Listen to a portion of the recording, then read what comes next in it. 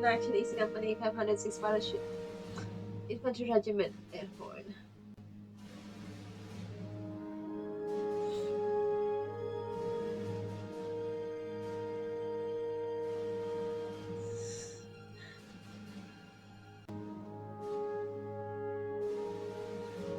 Hughes, Jackson, Januvek, Julian, Keen, Mihan,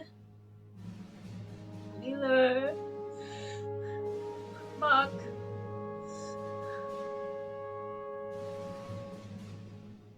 Kala.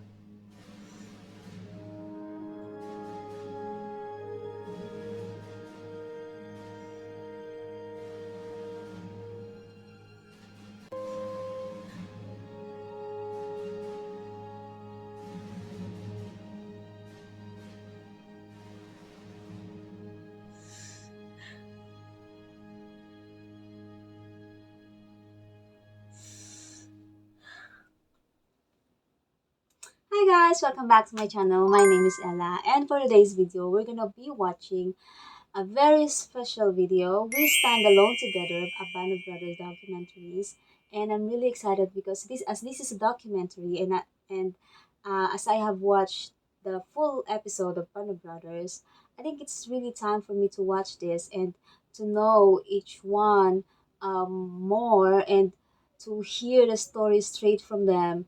And I think they're gonna be showing here the real man, the real heroes, like what they do on the beginning of each episode. And I'm excited because I wanted to know them more and to hear the story straight from them and really feel them. So, with no further ado, let's watch it.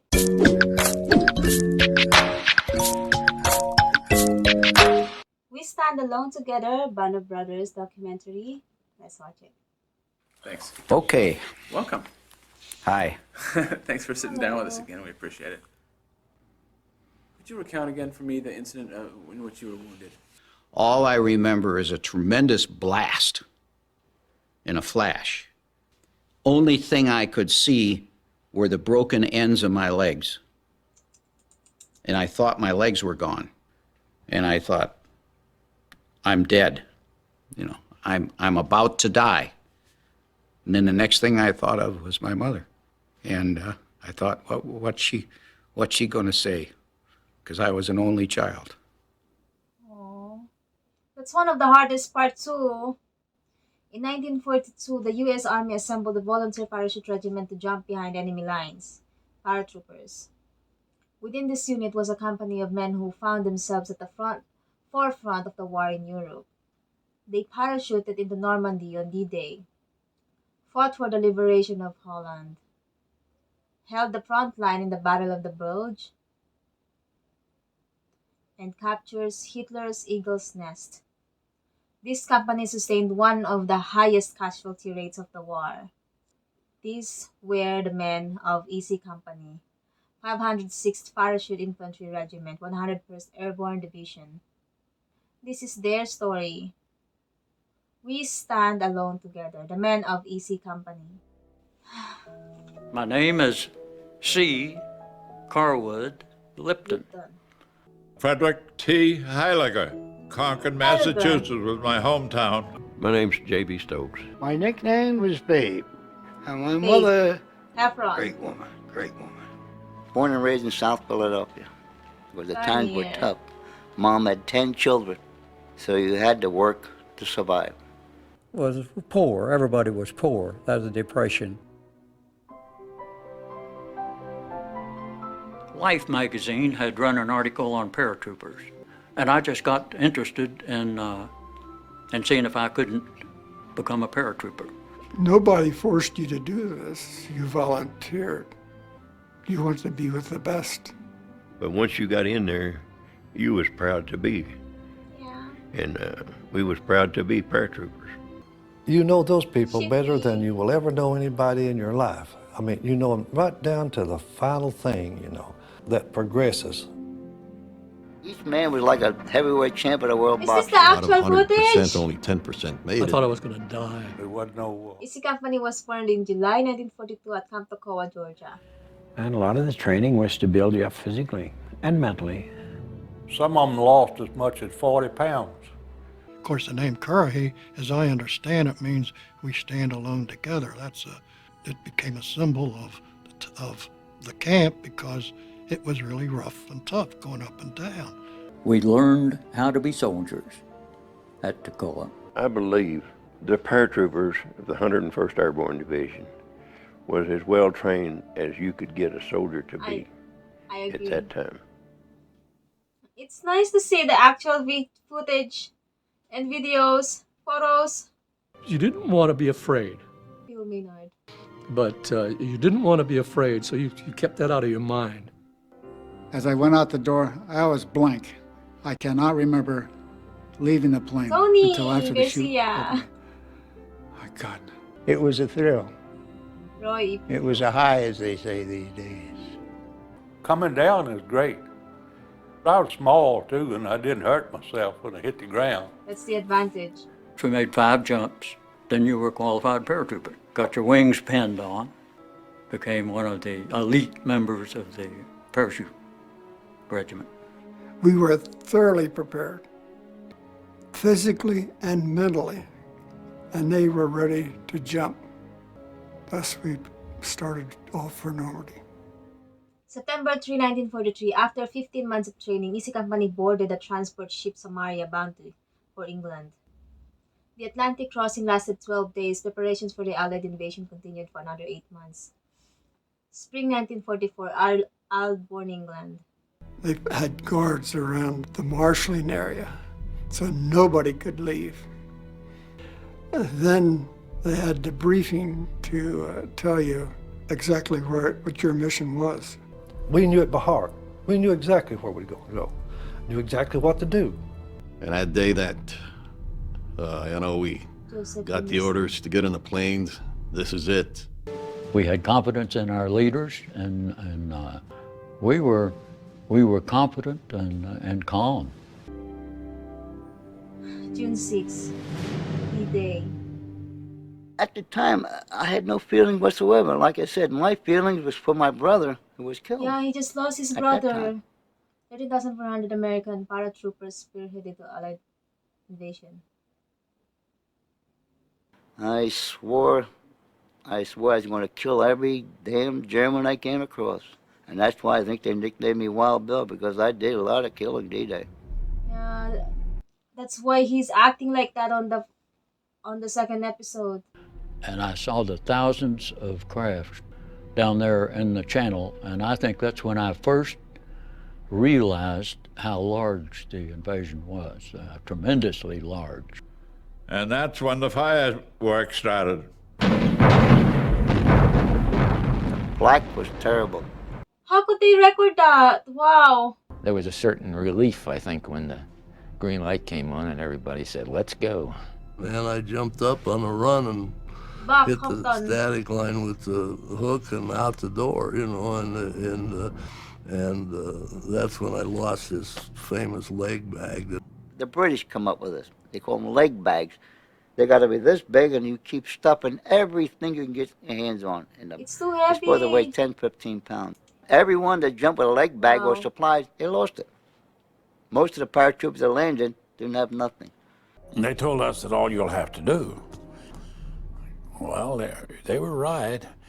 Only I was gone out and my leg was in. And I was hanging upside down. And Paul rolled me out, Paul Rogers rolled me out. I just helped him out. I just had to get out. We just wanted to get out so bad. Wow, But they who's were videoing firing in it? every direction. Wow, Even front of you, back of you, you don't know which way to go. amazing. So there's 4 guys that were with me on D-Day who did have nothing but a jump knife when they landed. Later on, we run across somebody who had been killed, and you take his weapon, and that's how you get a weapon for D-Day. Oh, they had it tough. They had it tough. I admire every one of them.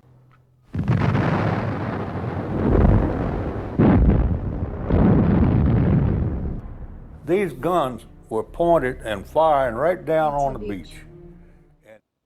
3 miles from you, it's a beach 4 105mm cannons fired from a camouflage This battery of position. 105s was placed precisely where it should be. The guns were hidden on a farm called Brecourt Manor. The position was controlled by a platoon of 50 Germans. Easy Company received orders to take the gun with a squad of 12 men. Winters was an exceptional leader, and he was able to size up all through the war and decide quickly and correctly. I divided the group into 2 units. Lieutenant Compton was with me. I was in the trench and I looked and I saw an arm. I didn't even see it, but the man was in a camouflage tent. And then I saw an arm stuck over that tent and one of those potato masher, and I felt like it blowed my butt over my head. And pretty near did. He's behind the enemy lines on D-Day. He hollers, "I'm sorry, Yeah, Lieutenant. he said sorry. I'm sorry. Got hit. I goofed." My God. Doesn't need to It's say beautiful sorry. when you think of a guy who is that dedicated Yeah. to his company, Yeah. to his buddies, that he apologizes for getting hit. Yeah. But that's the kind of guy he was. And that's the kind each one of them Yes. was. They were all the They same. don't want to let everybody down. Easy Company captured and destroyed the guns at Brecourt Manor, saving countless lives on Utah Beach. Each man with great respect. Each one of them proved himself that he could do the job. Winters was awarded the Distinguished Service Cross. The other men received silver and bronze stars. We've been through Normandy. We've been through battle. And maybe if I had been harder, if I had done a little bit better job, there would have been a couple more men going home. After 33 days in Normandy, Easy Company returned to Ellabrown with 74 officers and men. They had jumped with 139. I never thought I'd get through D-Day, let alone the next phase or the next phase. I thought I was going to get killed instantly.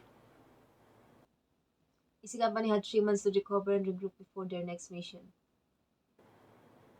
As the parachute, Tattoo. we got that done in Edinburgh, Scotland, 1944. Me and Johnny Martin. Johnny Martin. Drunk as a skunk. Yeah.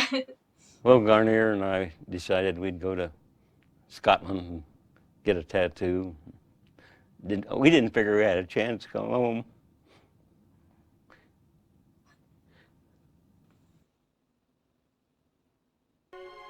Placement were assigned to Easy Company to restore the The ranks. 101st came back from Normandy after about 33 days, and we were the replacements for the people who were killed in action or wounded in the Normandy mission. There were young kids that came in, and for some reason, I don't know why, they were the first ones killed. They were like heroes to us, you know. That's how we looked at them. I don't know why, but I got right there to where I didn't want to be friendly with replacements coming in because, God, I didn't like seeing them get killed. It just tore me up. Holland, September 17, 1944. Operation Market Garden. The drop was perfect. Yeah. It was a mass drop. Everybody was dropping on the same field. Daytime drop's a lot easier. You can see where you're going. You can sort of prepare for the landing. But once we got in, the Dutch, it was just marvelous. Their reaction. They love you. They loved Americans and still do. They love Americans. After 4 years of German occupation, Allied forces liberated. They call us angels from the sky. Their welcome was unbelievable. And they hugged you and kissed you, and we didn't mind. You know, naturally, we was young. We didn't mind at all. Battling from village to village along Hell's Highway, Easy Company crossed Holland. We had a lot of fighting in that area because we're sitting right on the Rhine River and Germany's right across the river, you know. They're fighting like heck to keep us out of Germany. They could observe any movement we made during the daytime. So the doctor that counted the holes in me down at Nijmegen, the first doctor that really counted the holes said there was 32. I saw a huge mushroom cloud from the show. And Joe Toy stepped out of it. I said, I'm going to go see Jim. He said, I already checked him. He's gone.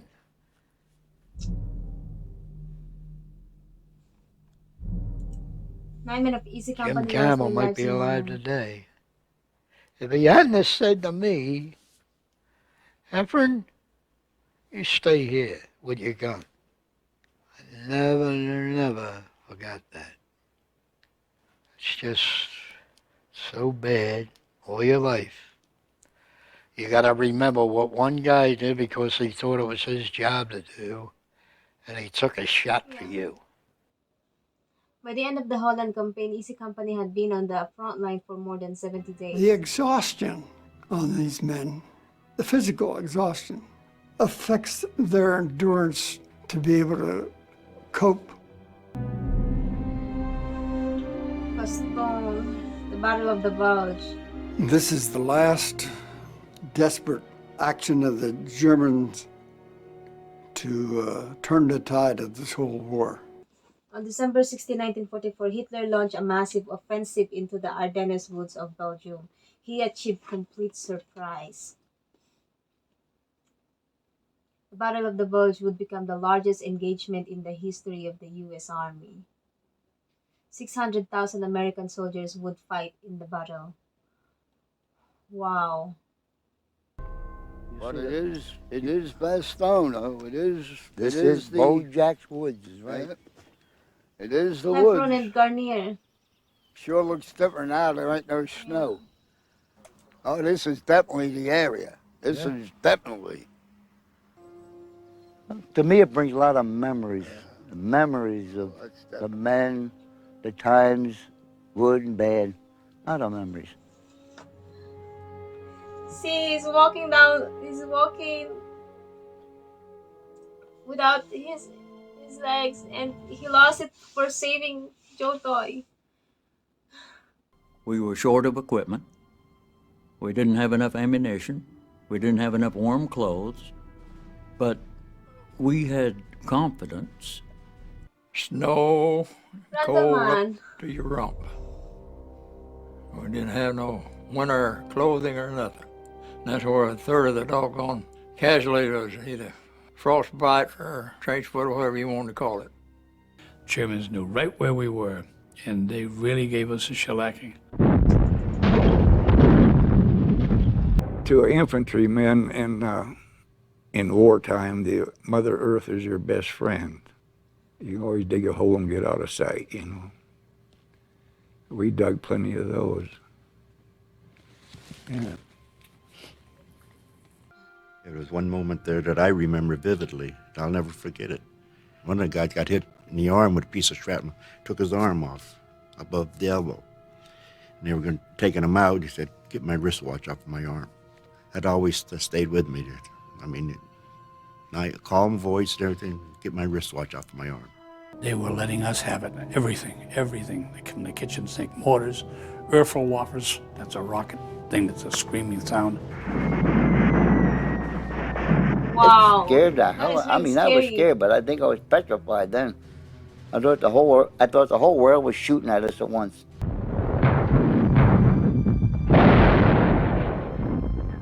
Sergeant Garnier lost a leg, and Joe Toy lost a leg in the same place right there on one hill.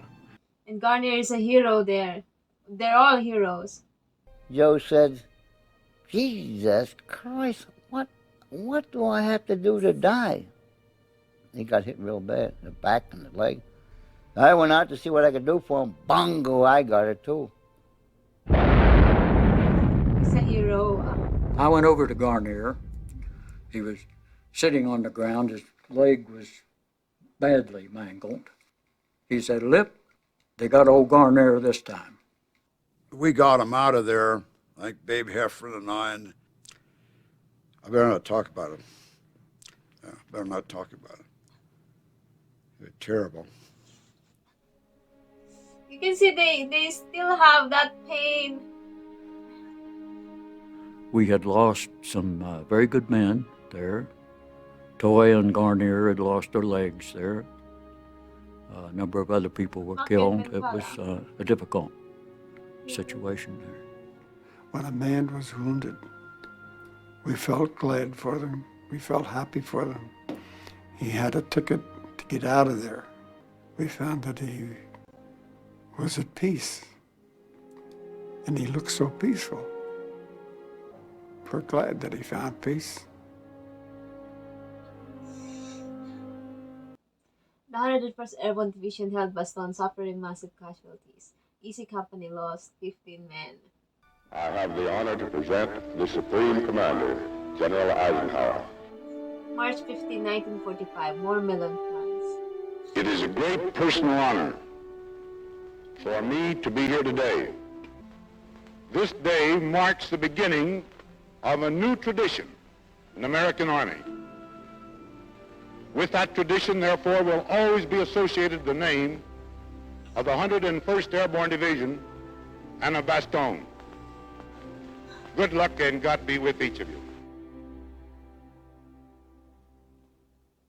By April 1945, the Allies had pushed the German across the Rhine. Easy Company moved into Germany. The Germans had started to surrender. They still had their arms. Berchtesgaden, the Eagle's Nest. Berchtesgaden, that's the end of the line. It's the retreat that Hitler had for himself.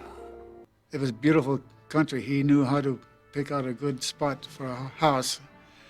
We took over his house and liberated it, you might say.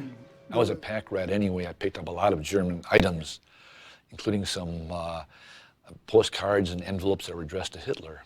We found a warehouse full of gin and vodka and stuff like that. It wasn't much whiskey. Those people don't like whiskey. And we took it all and set up a bar. Had 7 truckloads of champagne and cognac out of the wine cellars out of the Eagle's Nest. Yeah. So we stayed pretty well oiled for a while. Oh, that champagne was good. Ooh, it was good.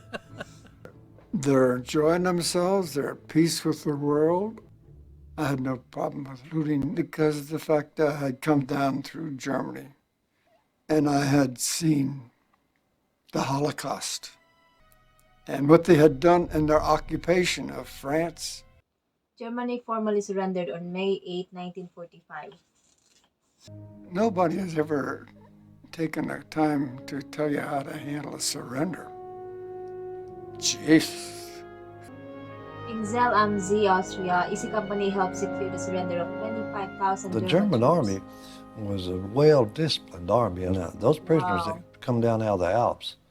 I think we thought that the Germans were probably the evilest people in the world. But as the war went along, we found out also that it wasn't the Germans per se, it was the SS. One of those prisoners handed me this little book I could have, and I looked at it, and it was a little Catholic prayer book for the Mass. And all of a sudden, I'm faced with the thing, hey, I haven't got Nazis here, I got some Catholics. A lot of those soldiers, I've thought about this often. That man and I might have been good friends. We might have had a lot in common, you know.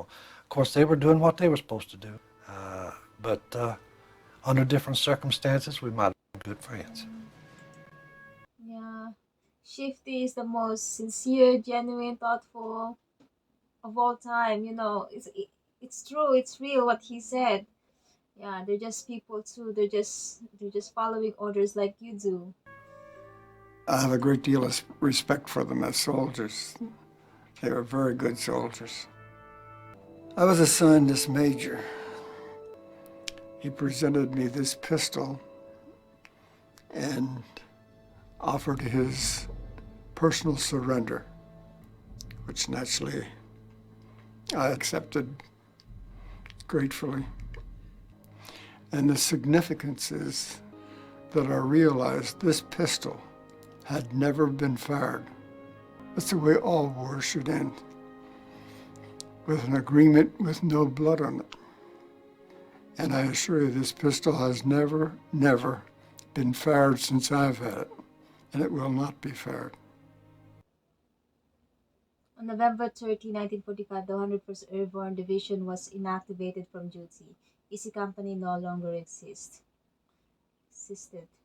I think it was difficult for most fellas coming back. They didn't know what they were going to do when they got out. I didn't, had no idea. Went to work for a coal company. Did some bartending and ran a pool hall. Took up course in ornamental horticulture. I built homes. I went into construction. I went into hard work, tedious work. I'd done everything. You name it, I'd done it. Got my degree in 1948. After the war, I became a teacher and taught for almost 30 years. Got a job working for Nixon Nitration Works. We've never become wealthy in life, but we have a lot of other wealth that means more than that, really. Everyone done well. I done well too. Thank God. You did great. All of you did great. Since I want to 1947, of welcome Easy Company and their each families and have every gathered one of together you for annual to our reunions. banquet tonight to celebrate the ending of a fine reunion. Thank you all for coming. God bless you all. The purpose the reunions serve is just to give us a chance to get together and talk to each other. Yes. But we have great respect and you might say affection for each other. I'm back in my youth now. When I get to these guys, I'm back when I went to service. It's fantastic. It's nice to see I'd them like to like make that. 20 more reunions. We had a lot of real good times in there. My family didn't know anything about it. We didn't know Shifty the way the men know Shifty. You know? So, but he started talking about it just in the last 5 or 6 years. It was like that was another life, you know. Because he doesn't want to share the pain.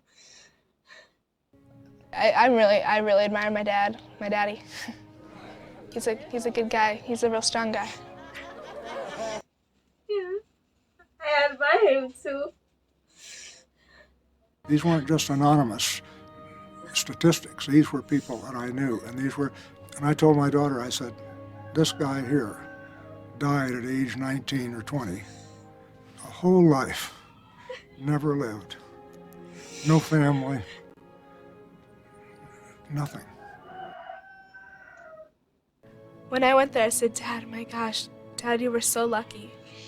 And he looked at me and he said, yeah, I'm very lucky, and he started crying.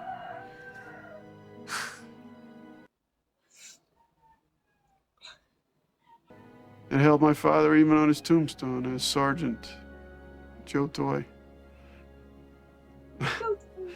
506 PIR, 101st Airborne Division. That's what he wanted on his tombstone. It meant that much to him. How it happened that those various individuals happened to end up in E Company, I don't know. But as you know, every Army unit thinks it's the best. But we knew we were the best. The heroes have crosses over their heads, the ones that are buried in the cemeteries. Those are the true heroes, not us. We're just part of the work, that's all. And we thank God we got back alive. That's all. Let me say this. I don't believe there's very, very, very few heroes that came back from the war. They're still over there.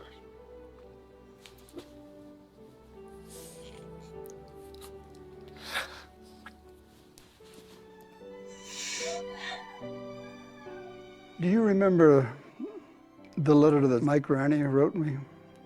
I cherish the memories of a question my grandson asked me the other day when he said, Grandpa, were you a hero in the war?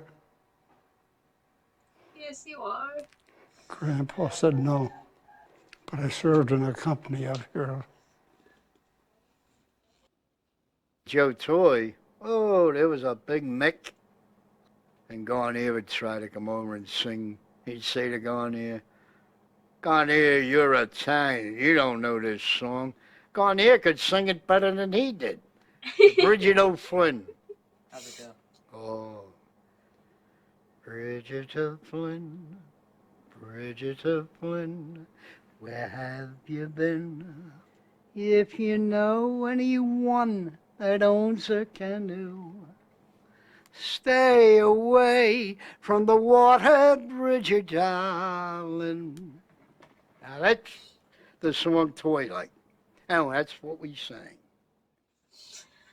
It's nice to see them, to see this. It's so nice. This video is amazing. I could sit here all day and watch them, you know. I love how this has put together, and I love to see all these people and they're telling the stories by themselves, and this is the story of real heroes.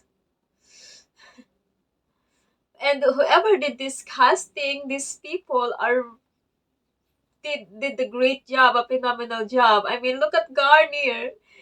I could never tell that Garnier. I really, you could say that he was the young Garnier version. You know, he was really good. It's like it's really him. You know, the casting was really great. This is the best series I have ever watched, and this is the best documentary I have ever watched too, you know. My heart is full of gratitude, and the level of my respect for this man is beyond words. I'm really grateful they existed, you know.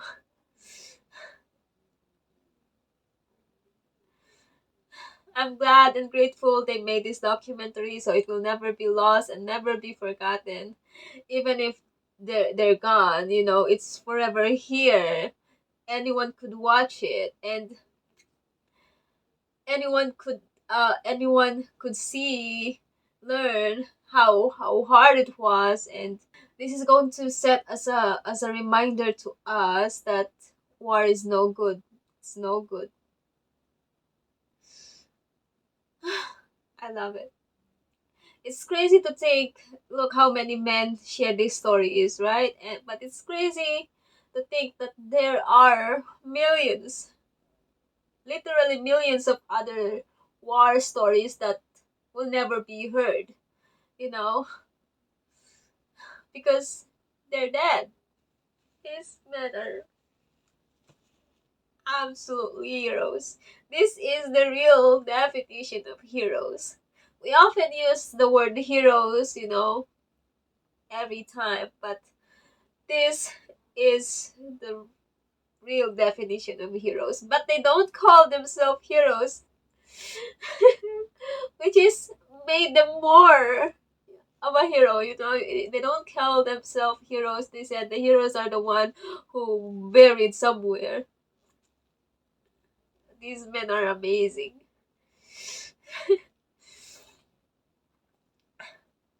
I really love it. Thank you whoever made this. I really love it. I really love this documentary and the whole Band of Brothers series. I love it. It's nice. It's nice. Also, I love this. I love that they showed here that they made a reunion. It's nice to see them all together and having a laugh and sharing stories with their family there. It's nice, and I like once said I could have 20 more reunions. It's so nice. This is so beautiful. This is so beautiful. Really beautiful. Thank you, and again, I salute all of you who served and continue serving for the country, and rest in peace to all who died for the service of this country. In every company, not just in Easy Company, in every company. I salute all of you, and I know you have different stories, but all of your stories are definitely a story of a hero. Thank you so much for all your sacrifices, and Dedication for the country.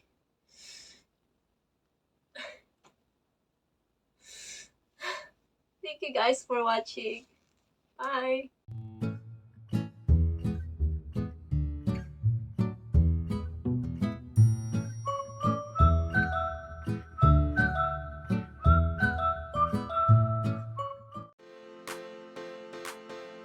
Hi guys, please don't forget to check my webpage. I do pottery restoration, colorization, repair. I'm just going to bring life in your old photos and make it look like a new one in a very affordable price. And it will make a great gift for your parents for Mother's Day, Father's Day, Christmas, or even birthdays. I'll bet you they're gonna love it. You can talk to me personally and I could help you choose the best package that suits you. So what are you waiting for? Please click that link below.